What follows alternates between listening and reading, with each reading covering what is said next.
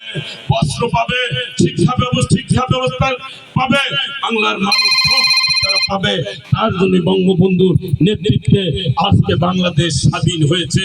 বঙ্গবন্ধুর চিন্তা চেতনা বাস্তবায়ন করার জন্য, আজকে সোনার বাংলায় রূপান্তরিত করার জন্য বঙ্গবন্ধুর কন্যা 15ই আগস্ট যখন জাতির জনক বঙ্গবন্ধু সহ সপরিবারে নির্মমভাবে হত্যা করেছিল, ওই কিছু কুচক্রী মহল সেদিন আল্লাহর অলৌকিক ভাবে তারা জার্মানিতে ছিলেন, 2 বোন, আল্লাহ তাদেরকে বাঁচিয়ে রেখেছিলেন। আল্লাহ বাঁচিয়ে রেখেছিলেন। এখন বুঝতে পারি বাংলার মানুষের ভাগ্য পরিবর্তনের জন্য সেদিন 2 বোনকে আল্লাহর মেহেরবানিতে বঙ্গবন্ধুর কন্যাকে আল্লাহ বাঁচিয়েছিলেন।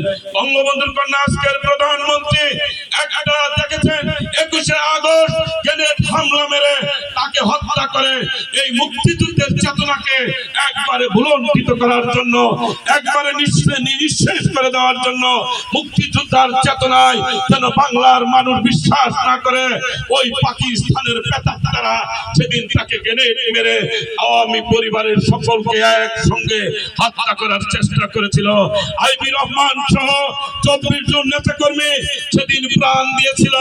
আল্লাহর মেহেরবানিতে বঙ্গবন্ধুর কন্যাকে আল্লাহ সেদিন সেই গ্রেনেডের মধ্যে আল্লাহ নিজে তাকে বাঁচিয়ে রেখেছিলেন এই বাংলাদেশটাকে জঙ্গি মুক্ত করার জন্য।